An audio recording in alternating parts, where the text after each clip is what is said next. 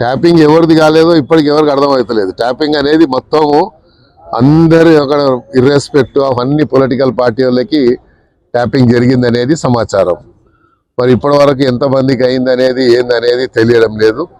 మరి ఇప్పటికే ఈ ఫోన్ ట్యాపింగ్ అనేది అంటే ప్రజాస్వామ్యంలో ప్రజలకు స్వేచ్ఛ, సామాన్య ప్రజలు ఇప్పుడు మేము కూడా ఫోన్లు మాట్లాడాలంటే 100 సార్లు ఆలోచించాల్సి వస్తుంది ఎవరితో మాట్లాడాలంటే.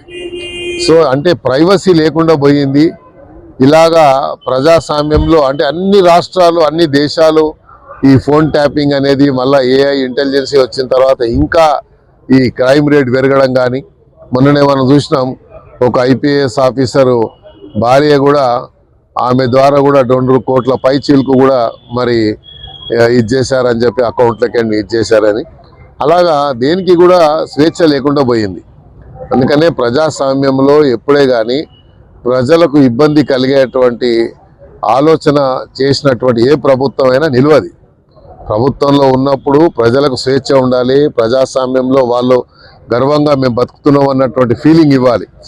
కానీ ప్రజాస్వామ్యంలో వారి యొక్క ప్రైవసీని భంగం కలిగే విధంగా చేశారు కాబట్టి వాళ్ళందరూ ఫోన్ ట్యాపింగ్లో ఉన్న వాళ్ళందరూ దీనికి కాన్స్పిరసీ చేసి దీని వెనుక ఉన్న మూల స్తంభాలు ఎవరు అనేది సిట్ వాళ్ళు మెల్లిమెల్లిగా ఇన్ఫర్మేషన్ తీస్తూ ఉన్నారు.